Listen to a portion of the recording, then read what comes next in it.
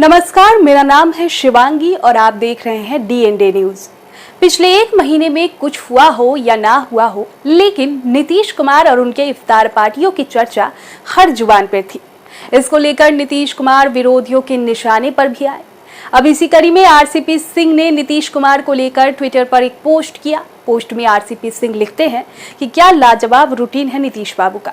नीतीश बाबू, इस महीने के 5 तारीख से लेकर 23 तारीख तक का रूटीन आपने देखा? क्या गजब का टाइम टेबल है। मुख्यमंत्री के रूप में देश में आपने इस अवधि में एक अजूबा रिकॉर्ड बनाया है। जरा सोचिए, 1 नहीं, 2 नहीं, 3 नहीं, 4 नहीं, 5 नहीं, बल्कि 10-10 इफ्तार पार्टियों में शरीक हुए। तरह तरह की टोपियां पहनी, रंग बिरंगे शॉल ओढ़े एवं विभिन्न प्रकार के लजीज व्यंजन ग्रहण किए। शीर चाय तो आपने पी ही होगी, बाकर खानी तो बहुत खाई होगी। सिंह ने कहा कि ईद के दिन तो आपकी गजब की मसरूफियत थी। सुबह 8 बजे से लेकर रात तक विभिन्न जगहों पर आपने ईद की सेवइयों का सेवन किया।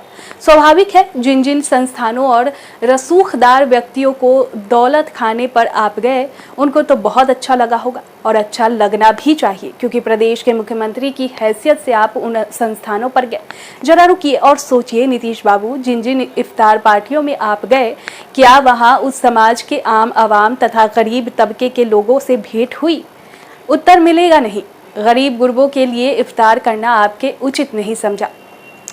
पूर्व केंद्रीय मंत्री ने कहा कि नीतीश कुमार एक व्यक्ति के रूप में कहा जाते हैं, किससे मिलते हैं, क्या खाते हैं, क्या पहनते हैं, इससे किसी को कोई फर्क लेना देना नहीं है।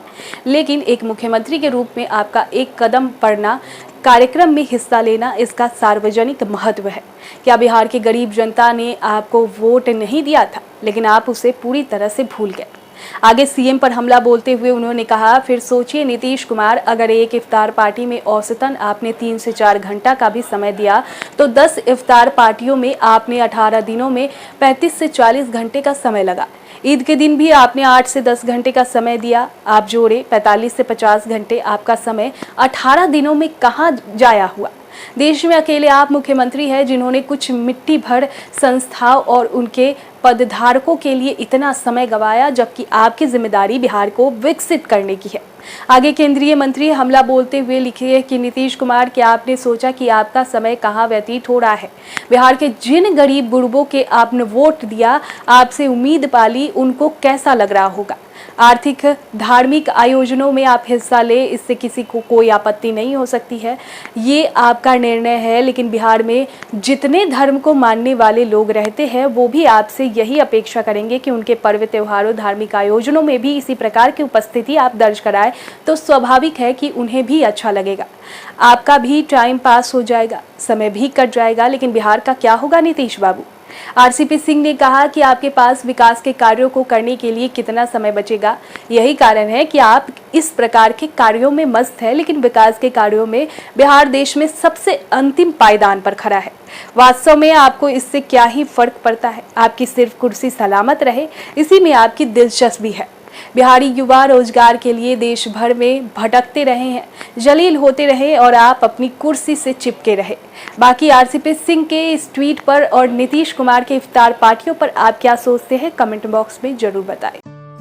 दीक्षांत एडुटेक लाया है दीक्षांत डिजिटल क्लास। दीक्षांत डिजिटल क्लास का उपयोग कर छात्र बना सकते हैं पढ़ाई को बेहद आसान और मजेदार। दीक्षांत डिजिटल क्लास को स्कूल में बैठकर देखना है तो पेन ड्राइव और स्मार्ट टीवी बनेगा सही माध्यम। चलिए अब ये भी जानते हैं कि दीक्षांत डिजिटल क्लास का फी स्ट्रक्चर क्या होगा।